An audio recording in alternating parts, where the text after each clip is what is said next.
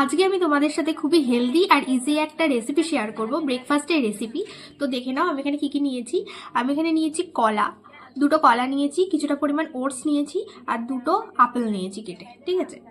তো এবার আমি তোমাদেরকে চলো দেখাই কিভাবে এটা বানিয়ে নেবে তোমরা। এখানে বলে রাখি, তোমরা চাইলে আপেলটা স্কিপ করতে পারো, আর চাইলে আবার আরো অনেক কিছু অ্যাড করতে পারো, যেমন হলো বাদাম, কাজু, কিশমিশ, তারপরে মিষ্টির জন্য একটু মধু, খেজুর, এগুলো দিলে মিষ্টি মিষ্টি লাগবে। কিন্তু আমি অত কিছু দিইনি, আমি অনলি আপেল, কলা আর ওটস আর দুধটাই দিয়েছি। দুধটা হলো এখানে মেন। যাই হোক, যখন আমার কাছে কিছু থাকে না তখন আমি অনলি কলা, ওটস আর দুধ দিয়ে এটা বানিয়ে খেয়ে নিই। আর এটা অনেকক্ষণ আমার পেটটা ফুল রাখে, তারপরে লাঞ্চ করে নিই। কথা বলতে বলতে দেখো এখানে আমার স্মুদিটা রেডি হয়ে গেছে, এবার আমি এটা খেয়ে নেব।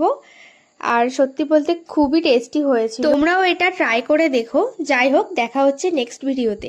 Bye bye.